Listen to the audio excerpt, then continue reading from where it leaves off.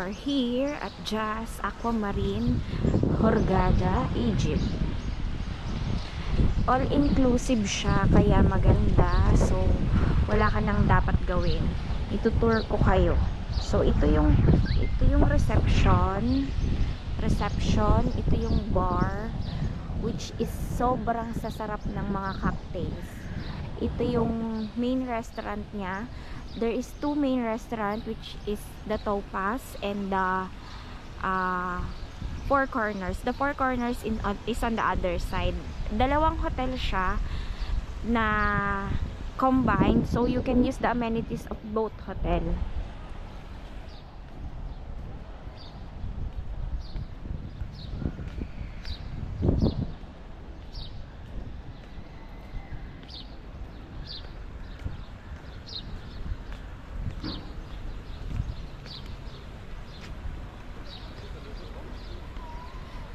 Maganda siya, maganda yung service, and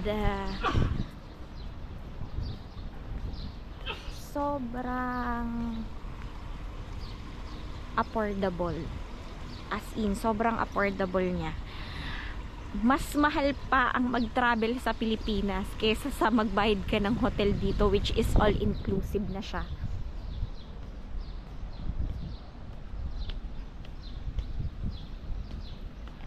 Ililibot ko kayo.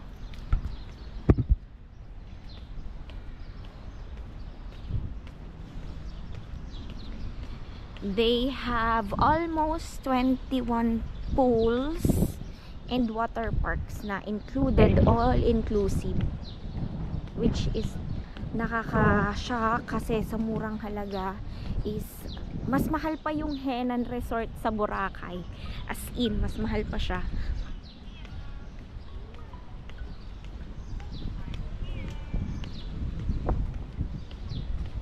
Henan Resort in Boracay, it's much expensive than here.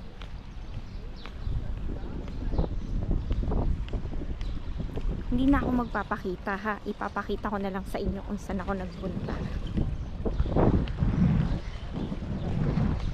Which is, this is my reward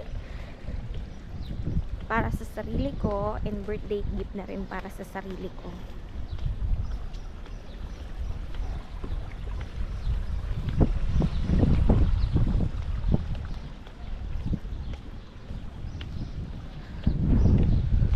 Yung mga staff, very accommodating, as in sobrang accommodating nila.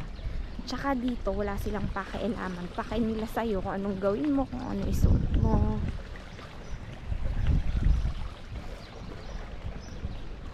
Last year I was in Coron. Yung expenses ko when I was there is more expensive than here.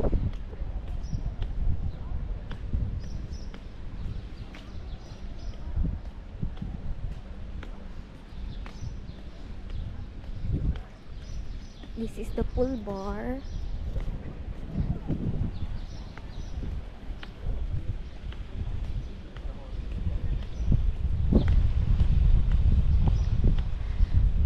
Ito yung isa nilang restaurant na Amaya, which is Indian restaurant. By the way, kung magstay kayo dito, meron kayong dalawang free na, what do you call this?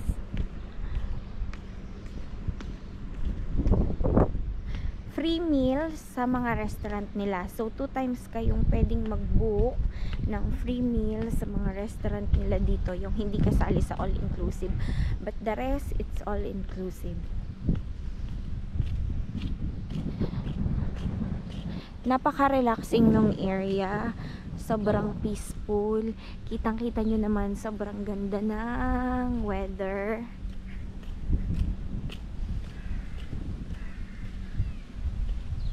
Ito yung third day ko dito. Anyway, magstay ako dito for 5 days, 6 days. Then, balik uli, trabaho na uli.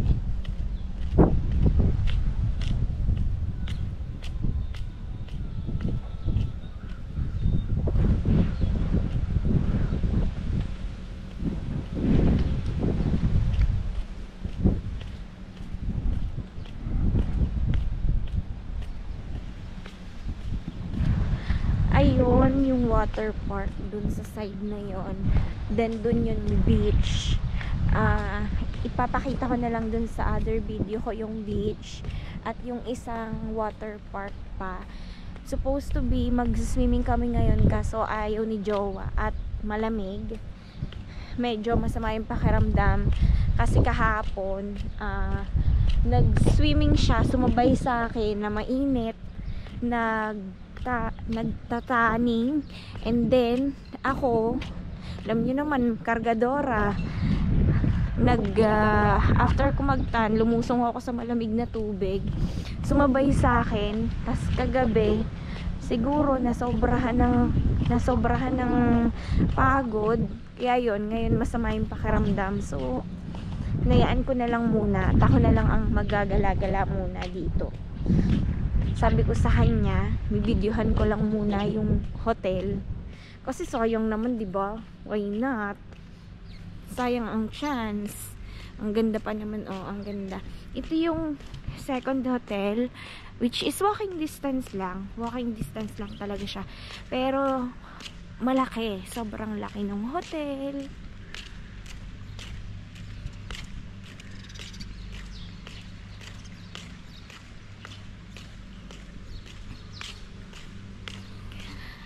Dito sa other side ng hotel, sa Jazz Blue Marine, more on actually lahat ng mga guests dito is family. Wala kang, siguro may mga bachelors, but 10%, most of it is family.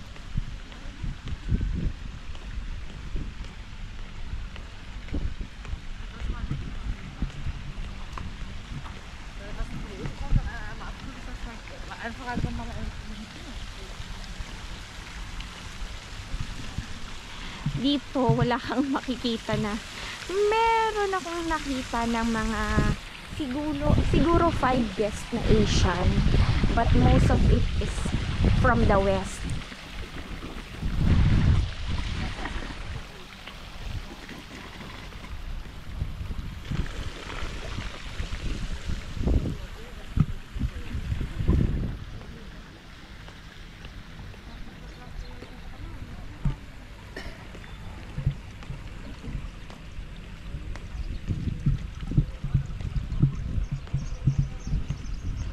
Ang friendly ng mga tao. Wait, pakita ko. Daran!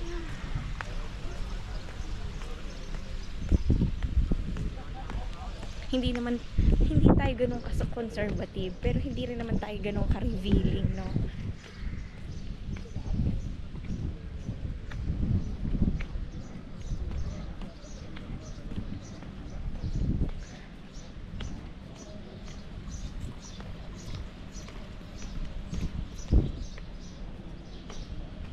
Ito yung other poolside bar, which is kung gusto mong lumakalak ng early in the morning gin tonic, cocktails, rum, whiskey.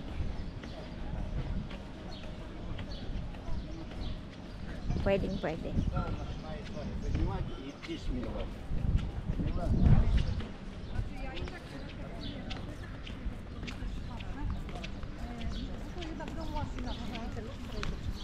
Ja teraz mam mocno popagnieć.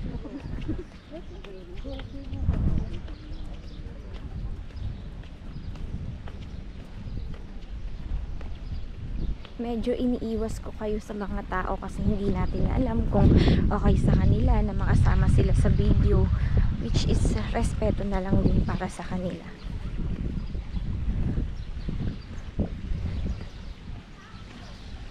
Well, yung iba is okay naman na mga kasama sa video, but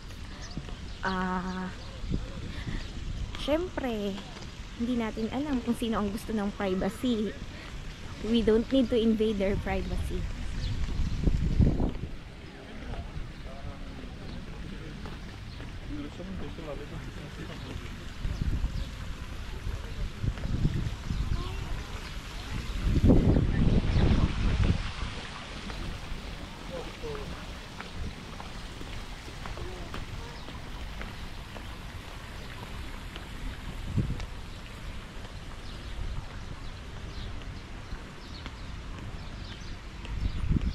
may mga shop sila, which is kung gusto mo magpa-painting, optical shops, perfume shops, lahat andito. May mga souvenir shops doon sa side na yon. Diba ang gaganda ng landscape?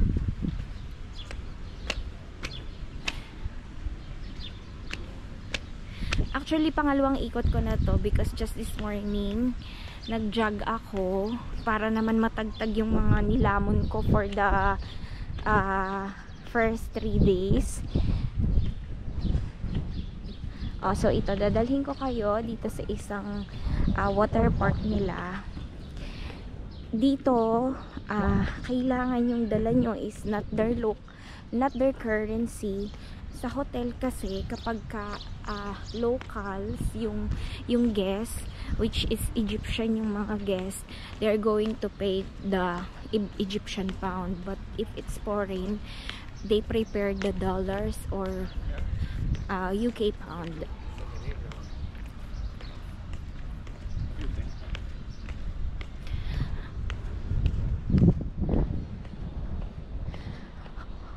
What's the good thing here is hindi sila nag-after sa tip. But syempre mas maganda kapag let's say, syempre pag nag-tip ka, it motivates them to work much harder, which is may makukuha sila after ng duty nila.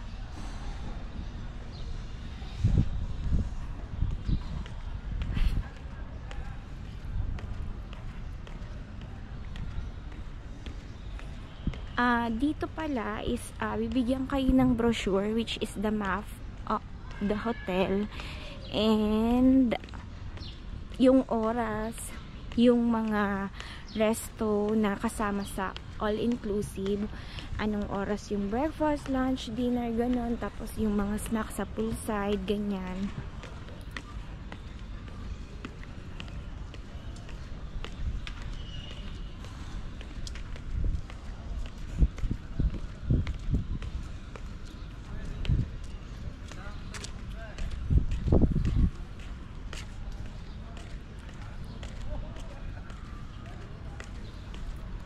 Yung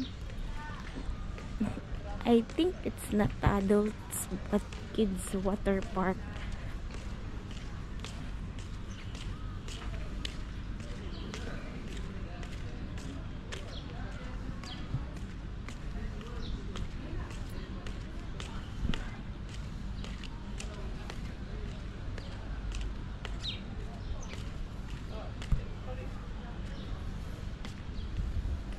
Meron silang mga clinics and everything dito if ever na may emergency, which is, you know, ito yung isa sa best thing dito.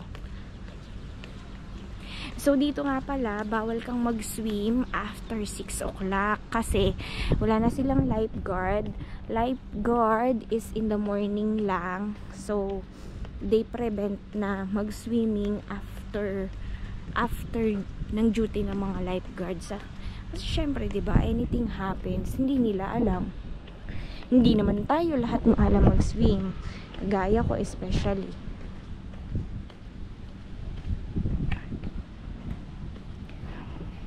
So yeah, that's it. Ito yung buong hotel na inistayan ko dito.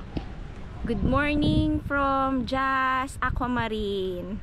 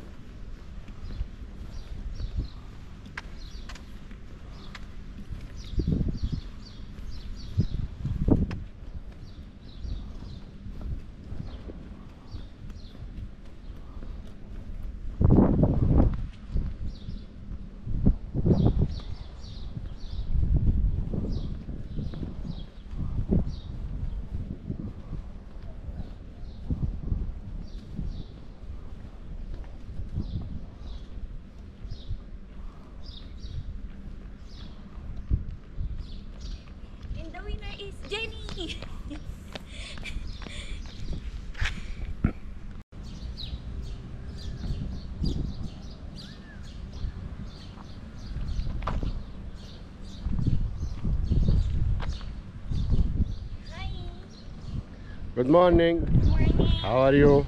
I'm good. Happy? Happy. Very good. Thank you for watching. Please subscribe, like, and hit the notification bell.